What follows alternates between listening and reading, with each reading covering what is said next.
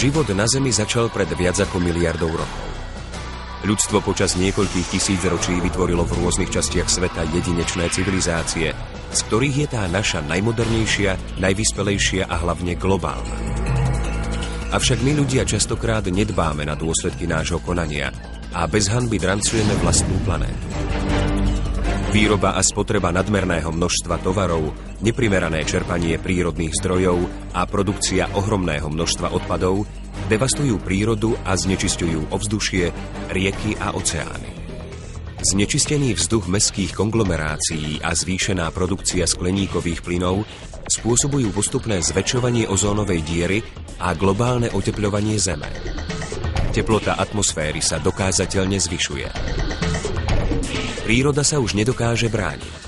Následkom je roztápanie ľadovcov, zvyšovanie úrovne hladiny morí, prudké lejaky, hurikány, extrémne suchá či devastujúce povodne.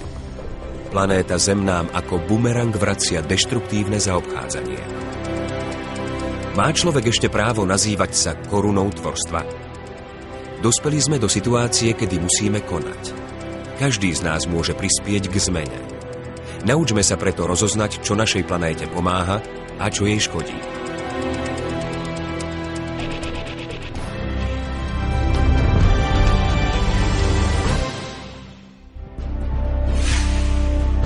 Problémom globálneho otepľovania a konkrétnymi krokmi, ktoré majú pripraviť ľudstvo na zmenu myslenia, sa zaoberajú politici všetkých svetových mocností.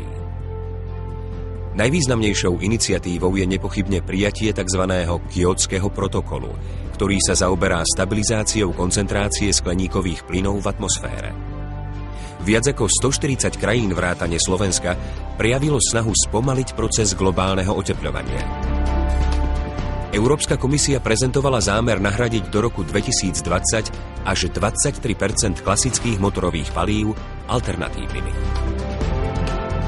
Veľké očakávania vkladá OSN do Kodaňského ekologického samitu 2009, ktorý patrí medzi priority švédskeho polročného predsedníctva.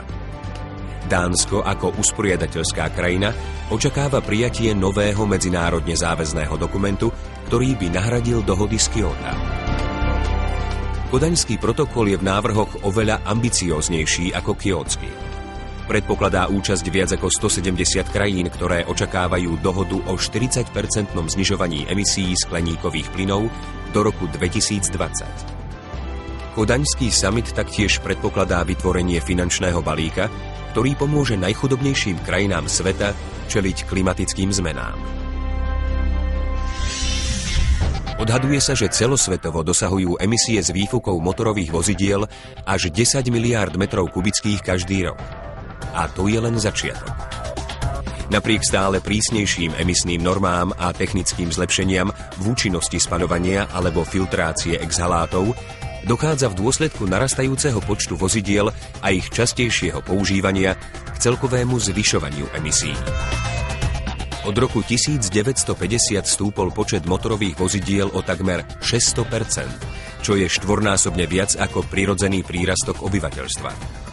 V roku 2008 bolo celosvetovo vyrobených celkom 70,5 milióna všetkých motorových cestných vozidiel.